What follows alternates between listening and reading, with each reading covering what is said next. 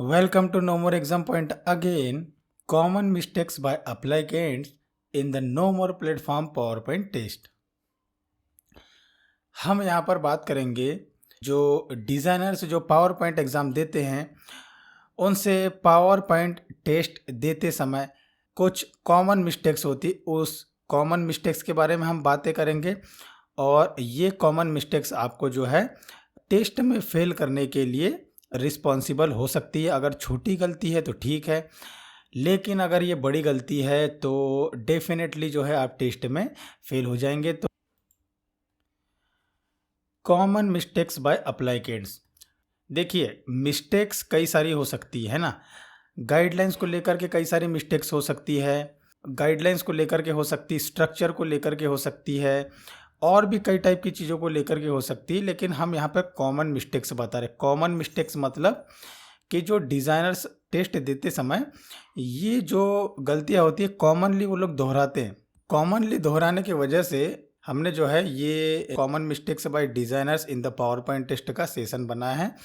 तो आप देखेंगे कि क्या क्या उनसे गलतियाँ होती है और आपको अच्छे बारीकी से यहाँ पे ध्यान देना है। ओके, तो सबसे पहली गलती उनकी है they don't pay attention to the title jumping. देखिए हमने आपको पहले ही बताया था कि आपको जो जंपिंग होती है वो हमेशा फिक्स करनी होती है। ये एक कॉमन इशू है जो डिज़ाइनर्स ध्यान नहीं देते हैं या नहीं दे पाते हैं डेडलाइन के चक्कर में। बोलिए आपका जो टाइटल है वो जंप नहीं होना चाहिए। ये जो है हमारा टाइटल रहा। अब जैसे ही मैं स्लाइड चेंज करूँगा तो ये देखिए टाइटल जंप हो रहा है, क्या नहीं हो रहा है। तो टाइटल आपका जंप नहीं होना चाहिए। और टाइटल को कैसे गाइड्स के द्वारा सेट करना है ये हम आपको पहले ही बता चुके हैं। ओके, अगली जो कॉमन मिस्टेक है, highlight text should be in bold format. जब भी जो हाईलाइट टेस्ट होता है ज़्यादातर जो क्लाइंट्स होते हैं वो हाईलाइट टेस्ट को बोल्ड फॉर्मेट में रखने की ही गाइडलाइंस बनाते हैं। तो ऐसा ज़रूरी नहीं है, क्लाइंट की गाइडलाइंस के अलग इंस्ट्रक्शन हो सकते हैं, लेकिन कॉमनली जो होता है कि ये जो ज़्यादातर गाइडलाइंस होती है उसमें हाईलाइटेड टेस्ट या हाईलाइटेड कंटेंट है वो बोल्ड फॉर्मेट में ही होते हैं। तो आपको ये ध्यान रखना है कि आपको उसे बोल्ड फॉर्मेट में ही रखना है। Okay, they do not use appropriate structure. देखिए ये एक बहुत ही कॉमन नहीं बोलना चाहिए, ये ऐसी मिस्टेक्स है जो कि ज़्यादातर नए डिज़ाइनरों से हमेशा होती है। जो भी क्लाइंट ने इनपुट कंटेंट दिया है आपको उसके एप्रोप्रिएट स्ट्रक्चर को चूज़ करना है ताकि वो क्लाइंट के कंटेंट की मीनिंग से मैच हो सके। अगर आप चाहे तो एआई की मदद ले सकते हैं। फोर्थ जो मिस्टेक है, manually inter height and width data for the same shape. अब हम आपको इसे जो है वो प्रैक्टिकली दिखाते हैं कि हम क्या कहना चाह रहे हैं। एक सेकेंड, यहाँ पे क्या करते हैं, एक नई स्लाइड ले लेते हैं। मान लीजिए कि आपको जो है वो सेम हाइट के शेप बनाने हैं कुछ। देखिए जैसे ये हो गया कि ये हो गया एक टेक्स्ट बॉक्स हो गया, इसका जो है वो कलर हम दे देते हैं रेड, लाइट रेड दे देते हैं। ये एक शेप हो गया। ओके, ये है 0.08, तो हम इसे कर देते हैं 0.06। ओके, स्टैंडर्ड होता है ये, और इसे जो है हम यहाँ रेड कर देंगे। ओके, अब जो है यहाँ पर ये टेक्स्ट बॉक्स हो गया, तो इसमें जो है हम कुछ भी पुट कर देते हैं कि this is a text box. Okay, और कलर को जो है हम कोई भी फ़ॉन्ट में दे देते हैं। हम अपने लिए जो कॉमनली फ़ॉन्ट इस्तेमाल करते हैं वो होता है मॉन्टसेरेट अल्टरनेट मीडियम, और या मॉन्टसेरेट फैमिली का होता है। ओके, तो साइज कितना रखा हुआ 18, और इसे जो है वो लेफ्ट अलाइन कर देते हैं। अब ये पहला टेक्स्ट बॉक्स हो गया, और अभी आप देखेंगे कि ये जो है वो सेकंड टेक्स्ट बॉक्स है। ओके, तो हम जो है इसकी हाइट, मान लीजिए कि हमारे पास में दो शेप है जिनकी हाइट जो है वो अलग अलग है, तो इसी डिज़ाइन में जो है हमें इसे देना है। तो हम क्या करेंगे, देखिए यहाँ से इसे लेंगे और इसे जो है यहाँ पर सेट कर देंगे। अब हमें जो है वो इसकी सेम हाइट में करना है, तो हम क्या करेंगे, इस टेक्स्ट को देखेंगे और इसकी जो हाइट है देखिए 1.13 इंच। तो आप ये गलती ना कीजिएगा कि ये जो शेप है इसे आप यहाँ पे गए और आपने जो है इसे 1.13 टाइप कर दिया, ओके, और इसे जो है आपने बॉटम में सेट कर दिया। अब देखिए अगर आप टेक्निकली देखेंगे तो आपको जो है ये इक्वल ही लग रहा है और ये इक्वल ही है।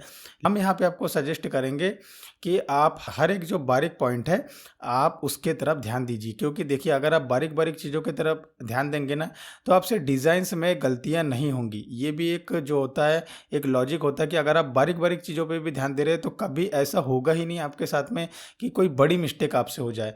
ये टेक्निकली तो सही है, लेकिन हम आपको जो तरीका बता रहे हैं उसके लिए आपको क्या करना है कि आपको इसे जो है वो मैनुअली टाइप ना करते हुए आपको जो है इसे यहाँ जाना है। ये तो देखिए ये हो गया। मैनुअली इसे टाइप ना करते हो आप क्या करेंगे, ये जो टेक्स्ट बॉक्स है इसे सेलेक्ट करेंगे और आप देखेंगे 1.13 इसे आप कॉपी कीजिए और यहाँ पर इसमें जो है वो इसे पेस्ट कीजिए, ओके बॉटम। अब देखिए अब आप बोलेंगे कि इसमें क्या अंतर हो गया, बात तो एक ही हुई। देखिए बात एक ही नहीं होती। अगर आप यहाँ पे देखेंगे तो आपको 1.13 जरूर दिख रहा है, डेसिमल के आगे जो है आपको 2 नंबर्स दिख रहे हैं, लेकिन एक्चुअली में यहाँ पे 4 5 6 नंबर्स होते हैं। और अगर आप इसे मैनुअली टाइप करते हैं तो जो 4 5 6 नंबर होते हैं वो मैनुअली टाइपिंग में नहीं आते, लेकिन अगर आप कॉपी करते हैं डेसिमल के आगे जो 4 5 नंबर है वो आपके कॉपी डेटा के साथ में आ जाते हैं। जब आप उस शेप को उस पर्टिकुलर हाइट में सेट करते हैं तो वो नंबर्स भी उसके साथ में आती है। इसीलिए हमने आपको कहा है कि मैन्युअली डेटा आप इंटर ना कीजिए, ओके। तो आपको हमेशा क्या करना है, कॉपी या पेस्ट वाला फीचर इस्तेमाल करना है। आपको जो है मैन्युअली इंटर डेटा नहीं करना है, ओके। अगला जो कॉमन मिस्टेक है, use the same word if it's spelling mistake. देखिए अभी एक एग्जांपल दिखाते हैं। देखिए जैसे क्लाइंट ने इंस्ट्रक्शन दिया है, देखिए क्लाइंट का इंस्ट्रक्शन है कि दिस इज अ टेक्स्टी बॉक्स है। तो आप क्या करते हैं कि आपको ये लग रहा है कि यार ये this is a testy box थोड़ी ना होगा, ये तो this is a text box होगा।